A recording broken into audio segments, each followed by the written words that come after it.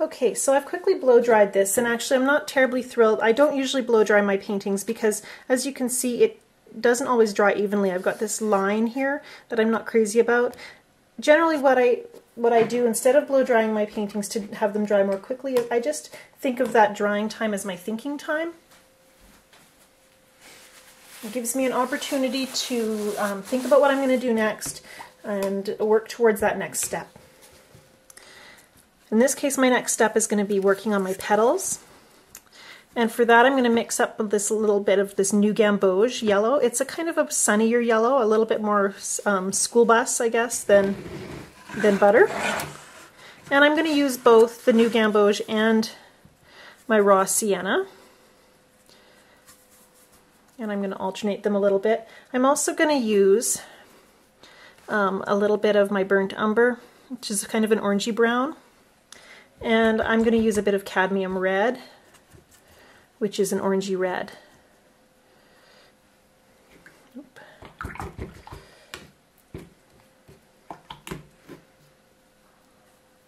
And you mix that cadmium red in and you get a bit more orange. And I'm just going to add some color variations to my petals. This is not a great photograph. I don't have great photo developing in my hometown, so another motivation to paint.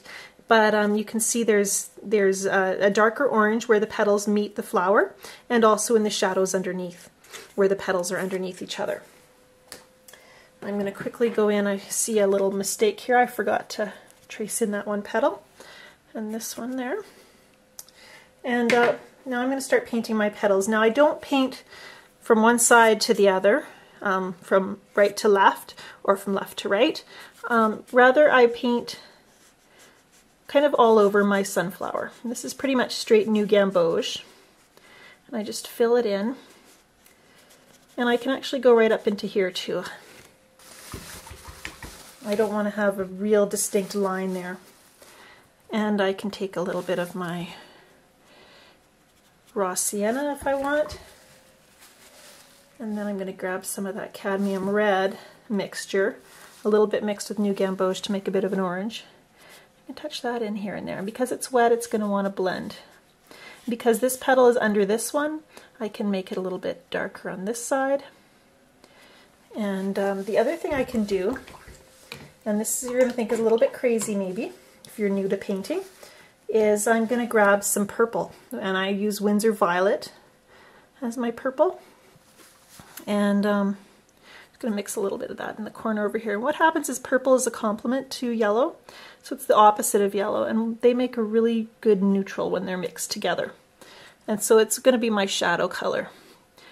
Ordinarily you might think of blue as being a shadow color. If you want to paint a shadow, you would use blue. Problem with mixing blue and yellow though is you get green, don't you? So I'm going to use purple to make my shadows. And so that petal, I'm going to leave it. I'm not going to paint the one right beside it. If I painted them side by side, those colors would bleed. The other thing I've noticed is when I'm painting petals like this, you'll start to refine your technique as you go. So if your first petal is here and your last petal is here and you work all the way across, this petal is going to be your beginner petal where you're kind of learning as you go. This one's probably going to be one of your best ones because right about here you'll start to figure it out and you'll see the transformation. So this way, if I paint this one and then I'll paint this one over here, you'll notice that you won't notice that transformation because you know you're going to have been skipping all over the page, all over the flower to make your design. And this one I even left a little spot with our original wash of raw sienna showing through. I should mention too that and this petal's over top of the others, so I'm not going to even add a lot of shadow to it. I'm just going to leave it. This is only our first layer. We're going to do a couple glazes or layers on our petals. And I should mention too that this butter yellow that we painted with the raw sienna dried a little bit lighter than we originally laid it down. And do keep that in mind, that your watercolor painting will dry slightly lighter. Not a huge dramatic difference, but slightly different, slightly lighter. And some colors you'll notice the distinction more than others. And I kind of liked leaving that little spot, so I'm going to do it again here. And there's a little dot of straight cadmium red. some more straight cadmium red. And because it's wet, it's just going to mix, so it's not going to be quite so brilliant. Kind of like that. And then I'm just going to continue to move. Let's do one over here.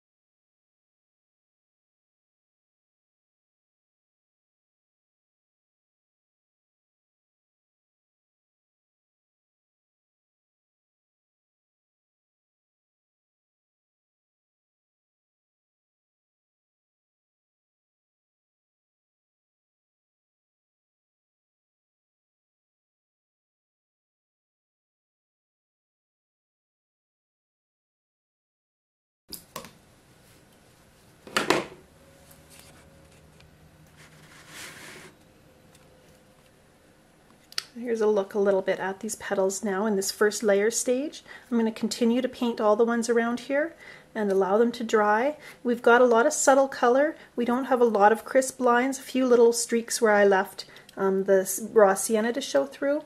But for the most part, everything's just softly blended, and that's the way I want it right now. We'll be adding texture and crisp lines in our second layer.